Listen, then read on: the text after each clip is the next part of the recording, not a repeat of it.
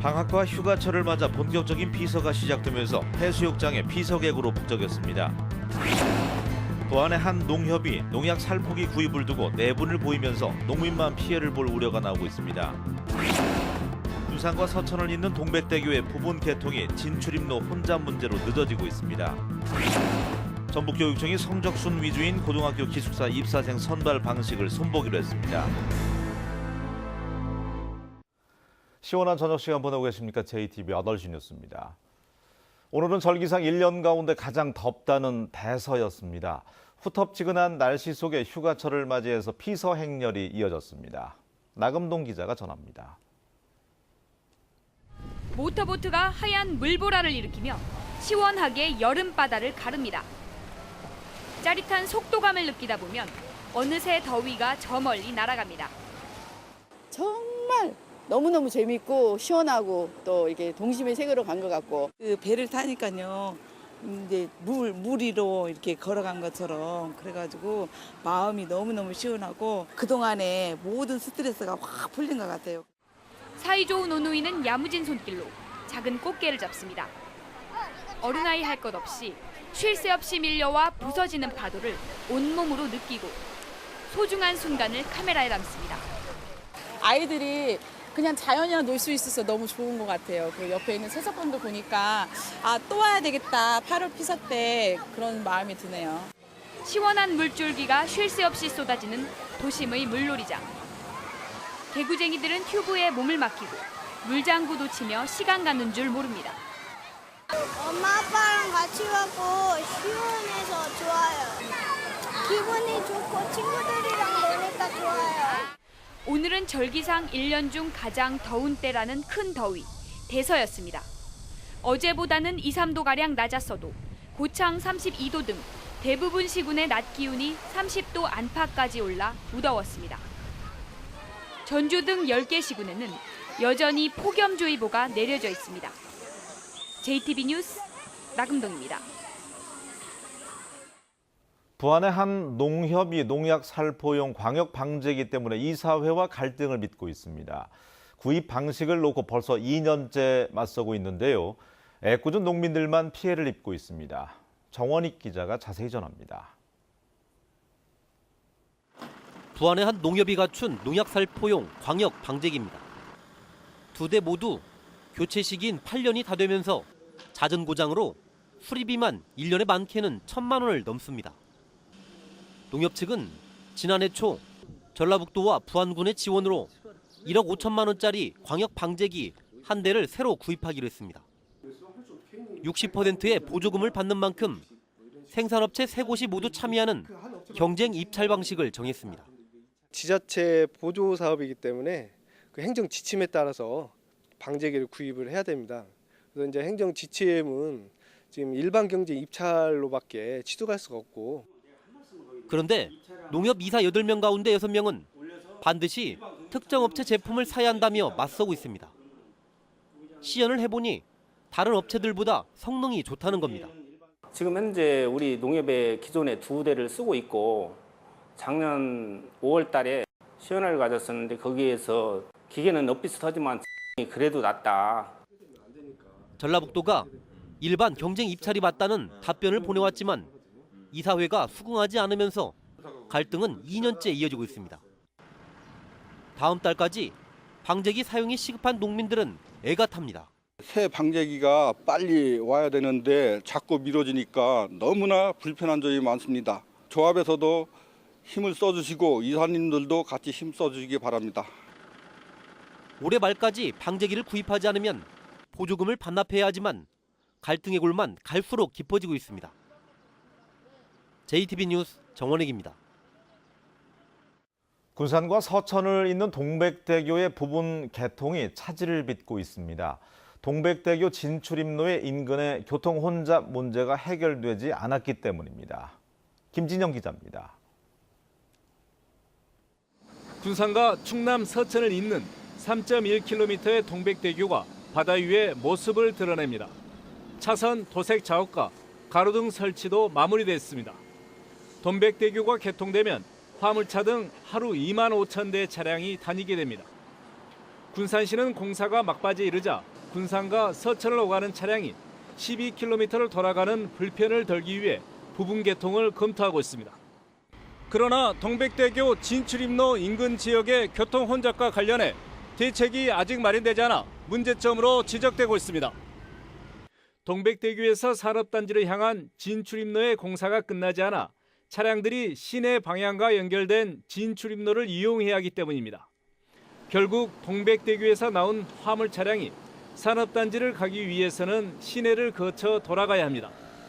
기존 차량들과 엉키다 보면 사고마저 우려되고 있습니다. 공단 쪽으로 올라갈 사람들은 여기서 유턴을 하든가 여기가 복잡하면 다시 더 빠져가지고 저쪽 역사 박물관 앞에 쪽에서 거기서 유턴하든가 이쪽 도로가 좀 엉망이 되겠죠. 군산시는 교통 혼잡을 풀 뾰족한 해법을 찾지 못하고 있습니다. 대형 화물차를 차단하기 위한 고정틀을 높이 제한 고정틀을 설치하려고 했습니다만 관련 법비가 미비하다서 경찰서와 좀 협의가 되지 않고 있습니다. 동백대교 개통을 서두르기보다는 철저한 교통 대책을 세우는 게 먼저란 목소리가 설득력을 얻고 있습니다. JTB 뉴스 김진영입니다. 기숙사가 있는 상당수 고등학교들이 성적 순으로 입사생을 선발합니다. 그러다 보니 사회적 배려 대상자나 원거리 통학생들이 배제되고 있는데요. 전북교육청이 기숙사 선발 방식을 손보기로 했습니다. 조창현 기자입니다. 이 고등학교의 기숙사 입사생은 60명입니다. 남녀 각 30명씩 선발하는데 선발 기준은 성적순입니다. 학교 기숙사는 시간적, 경제적 부담을 줄일 수 있어 인기가 높지만 공부 잘하는 학생을 위한 시설로만 활용되는 게 현실입니다. 특히 사립학교는 학교의 이상을 좀 높이려고 하는 여러 정책들이 많이 시행이 되잖아요. 이제 그것이 기숙사에서 많이 활용이 된다고 봐야 돼요. 그래서 공부 잘하는 애들을 좀 집중적으로 환경을 조성을 해줘야 되는데 그게 이제 기숙사라는 이름으로 좀 조성이 된다고 봐야죠.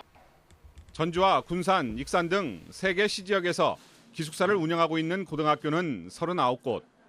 이 가운데 3분의 2가량을 차지하는 사립학교 기숙사 대부분이 성적순으로 학생을 선발하면서 사실상 명문대 진학반으로 운영되고 있습니다.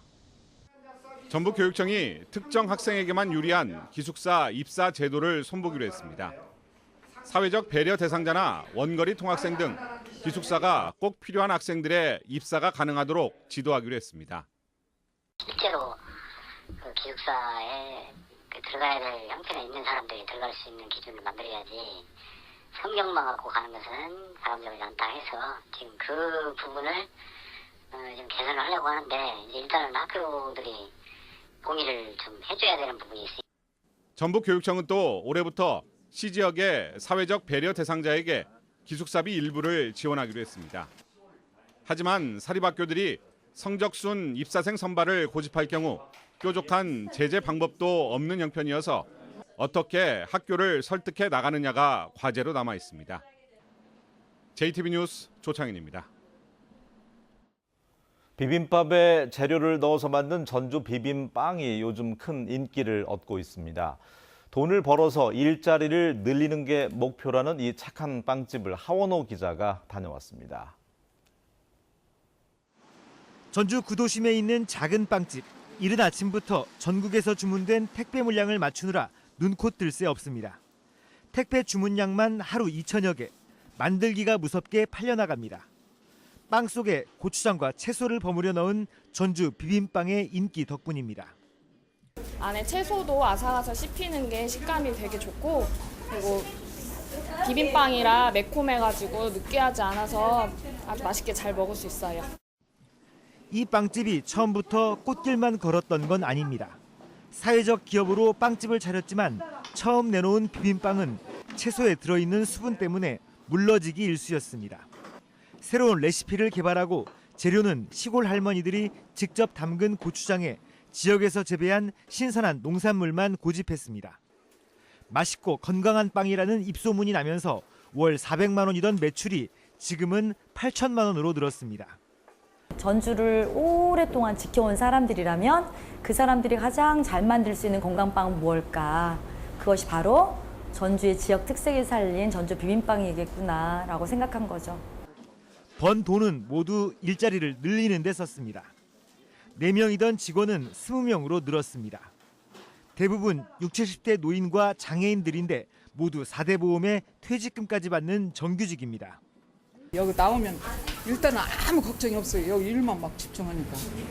그리고 돈이 생긴 게, 용돈이 생긴 게 좋아요. 이 착한 빵집의 목표는 돈을 더 많이 벌어 직원을 100명으로 늘리는 겁니다. JTB 뉴스 하원호입니다. 전북교육청이 여름방학 기간에 보충 수업과 자율학습의 학생 강제 참여를 금지하기로 했습니다. 전북교육청은 일선 학교에 공문을 보내서 여름방학 중 정규 교육과정 외 학습의 경우 학생들의 선택과 자율적인 참여가 원칙이라고 밝혔습니다.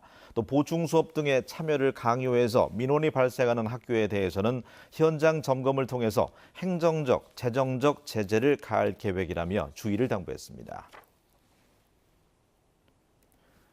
전교조 부안지회가 성추행 사건이 일어난 부안여고 학급수 감축 징계는 실효성이 떨어진다며 공립화를 촉구했습니다. 전교조는 학력 인구 감소로 학급수 감축이 예견된 상황에서 이 같은 징계는 실질적인 효과가 없다며 사립학교의 특수성이 성추행 사건의 근본 원인인 만큼 부안여고의 공립화만이 해결책이라고 지적했습니다. 이에 대해서 전북교육청은 사립학교의 공립화를 강제할 수가 없어서 현실적으로 어렵다고 밝혔습니다. 지난 2014년과 2015년에 7천억 원을 넘은 사만금 예산이 지난해와 올해 다시 6천억 원대로 떨어져서 내년도 예산 확보가 시험대에 올랐습니다. 전라북도는 2015년 사만금 예산이 7,400억 원으로 최고치를 기록한 뒤에 지난해와 올해 다시 6천억 원대로 후퇴해서 개발에 어려움을 겪고 있다고 밝혔습니다. 그러나 문재인 대통령이 사만금의 빠른 개발을 약속함에 따라서 전라북도는 내년도 사만금 예산이 다시 7천억 원대로 상승할 것으로 기대하고 있습니다. 전북의 주력 산업인 탄소 산업이 관련 시장과 기업 집적화 부족으로 상용화의 한계를 드러내고 있습니다. 전라북도는 탄소 섬유의 기술 수준이 일본의 66% 수준까지 올라왔지만 소재와 최종 제품을 잇는 시장이 크지 않고 기업의 수가 120곳으로 많지 않아서 연구개발 성과물의 산업화에 한계를 보이고 있다고 밝혔습니다. 전라북도는 이런 한계를 극복하려면 국가 차원으로 산업을 육성할 탄소산업진흥원을 전주에 신설한 뒤 중장기 종합발전 계획을 수립해야 한다고 주장했습니다.